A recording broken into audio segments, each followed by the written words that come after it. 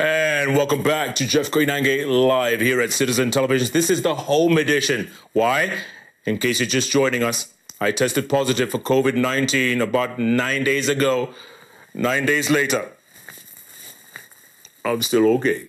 Standing strong. Thanks to you and your prayers and your thoughts and your messages. Thank you so much. Let's get straight to the bench. And we're going to go to Jerotich, who raised a lot of money for people who tested positive, for them to get their tests and medical care and all that, only to test positive and face the stigma, the other side of this ugly disease. And of course, you're at home. You've been confined at home for what, 3-4 months now plus? Kids are in the house. They're driving you nuts. Domestic violence is on the rise. Everyone's going nuts. Who better than the man himself who knows a thing or two about mental health, Dr. Frank Jenga. Welcome, both of you, to JK Live, the home edition. Thank you. Jerotich, let me go straight to you. So when did you taste positive and how are you doing? Hi, Jeff. Thank you so much. Around the 13th of July, I didn't feel well that night. And the following day, which was the 14th of July, so more than 2 weeks ago, 2 weeks and 1 day ago, I decided to go into self-quarantine at home because the type of homa, the symptoms I had did not feel absolutely like a regular homa or a flu. So I self-quarantined until the 22nd of July. And on the 22nd of July, I went in for my scheduled test at the IOM clinic, and I had my results back that afternoon. And that's when I learned that I had a COVID positive result. Now, I thought about it and got back and home when I was home and had discussions with my husband and my kids and said, look, I've tested positive for COVID. You have seen me unwell and quarantined for the last few days. And I think it's important, just thinking about the stigma that's out there, what I've already seen on social media, what I've heard from friends, to come out and just put that status on my Twitter handle. And I did so. And Jeff, I want to, first of all, thank every single Kenyan online on social media who came out. It was such an outpouring of support, of love, of encouragement, of solidarity. And that was one of the first indicators for me that it is important for those who have tested positive for COVID to come out and share it, because you will be surprised at how much support is out there, even when people cannot come to you, because obviously now you isolate. And I have been in isolation. Now this is day number 16 because it started with quarantine. And when I tested positive, then I went into isolation and I continue to remain in isolation.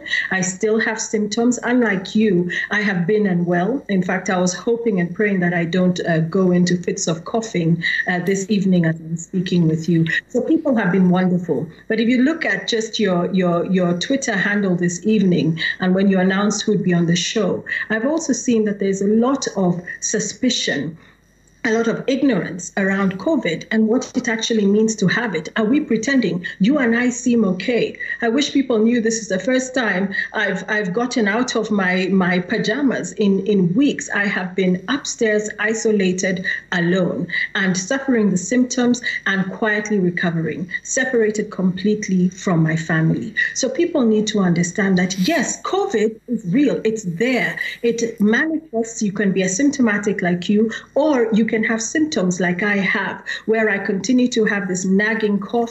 I have no sense of smell, no sense of taste. I have headaches. My digestive system is not working as well as it ought to. But we need to come out and talk about it. If we don't talk about it, especially that overwhelms you, then we cannot get to a point where people are more comfortable with it.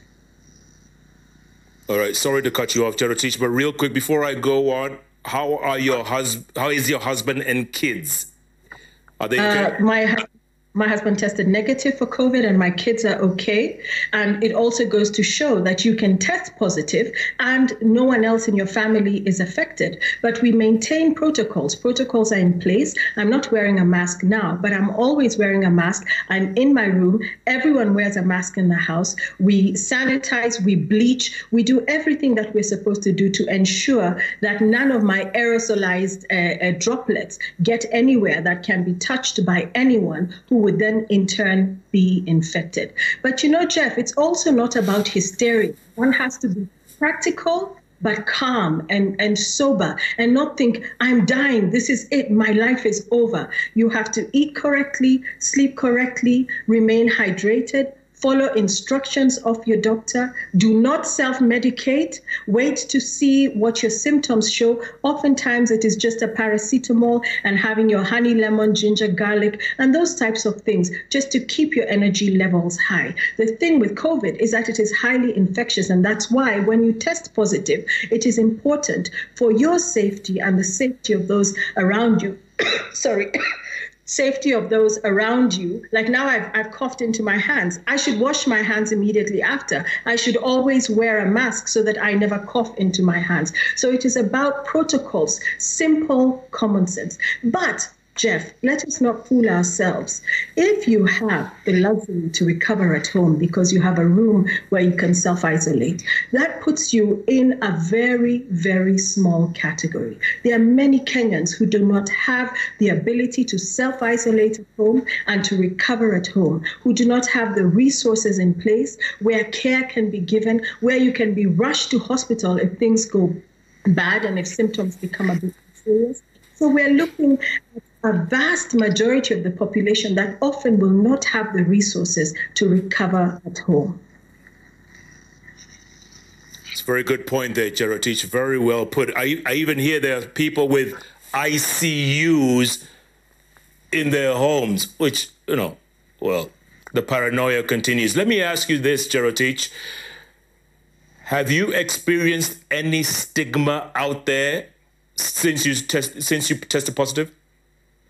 Absolutely. I mean, my family and immediate family have been very, very supportive.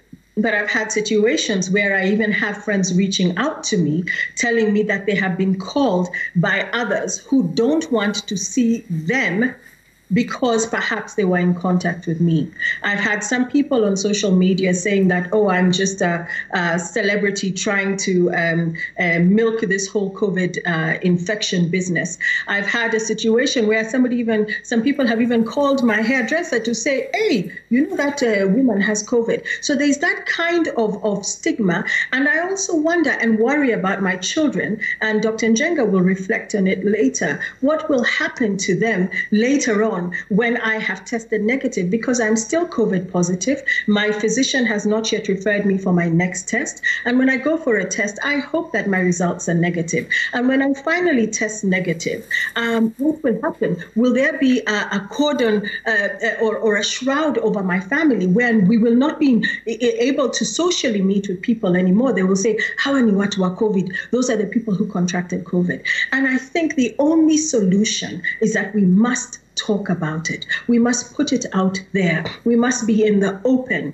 Yes, we must take every possible precaution not to catch it. But catching it, I wasn't partying. I wasn't violating curfew. I wasn't in any kind. I wear my mask. I follow all the protocols, and I still caught it. So we must not stigmatize it. We must not make it look like you did something wrong to contract it. In fact, even with the curfew, I often wonder, I say, you mean COVID does not travel in the night or infect people in the night? COVID is there all the time. It is real. And it must be taken seriously. And even at this point, Jeff, I want to just offer my condolences to the families of those who have lost their lives due to COVID, because in certain cases, people are so sick that they actually lose their lives. But we have to understand that this is not an event. It's a process. It will be with us for a long time to come. And I'm grateful to those who have reached out to me one-on-one, who have shared their experiences. Even now, during this show, somebody has sent me a message saying that they have tested positive for COVID. And we need to create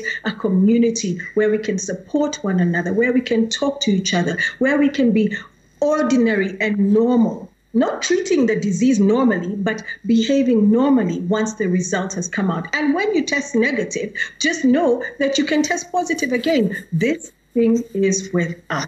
And in fact, in terms of everyone reaching out to say, get well soon, to my greatest surprise, even Kenya Power sent me a get well soon message. And they know I'm their number one critic in terms of the Suits of KPLC campaign. And even while I have been sick, they have tried to request a tariff increase. So really, everybody, we have to come together and say, as Kenyans, we support one another and we want to see each other through this thing called COVID-19. And don't hide and don't whisper. Some people call my mother in hushed tones and say, we understand your daughter has contracted COVID. There's no shame. COVID is a flu. Anyone can catch it. And we must debunk this. We must destigmatize it. I was so happy to watch you last week, Jeff. And this is a conversation that must keep going for a long time to come. You know what? You just hit it spot on, because I feel when I go back out in the streets or walk into a mall, people will take off. They'll say, Niule. You know how people are, right? What is it about our people? And I talk to people who say, I don't know anyone who got corona. I don't know anyone who's died of corona. We're almost in denial. Why is that? You know, I'll take it. And you know, Jeff, I'm very well known as an active citizen to have sharp elbows in the ribs of this government. And one of the things I did in the early days of COVID being announced as an emergency or crisis situation in Kenya, I really protested against the securitization, the weaponization, and the criminalization of COVID.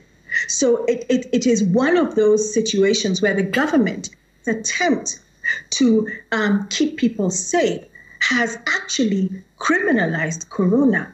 And then you have the financial constraints. And Humanity Kenya, the initiative that I started, which is unconditional cash transfers to families in need, not just people who have tested positive, because that's not even the basis of the fund. The fund is to say people are in crisis, people are broke. Imagine having COVID and you're wondering how you're going to pay rent.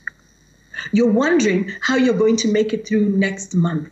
No, people will keep it to themselves. Nobody wants an employer to know that they have tested positive for COVID. Nobody wants people in their neighborhood, because of isolation and so on, to show that they have tested positive for COVID. So I think it is the way the government approaches it to begin with, without a socio-economic plan.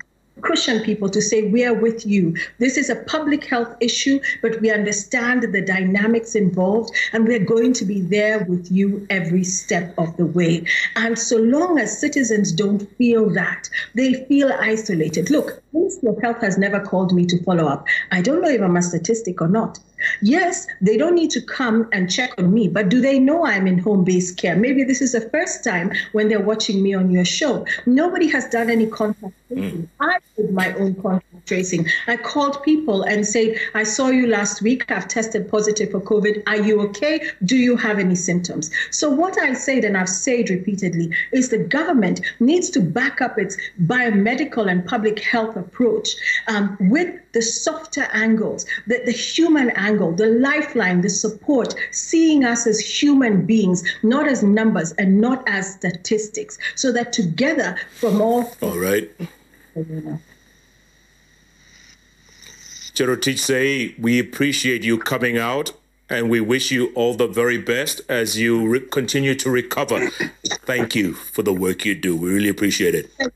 Thank you too, Jeff. And I hope that your next test is negative and that we can continue to see you on our screens. Thank you so much. I appreciate that.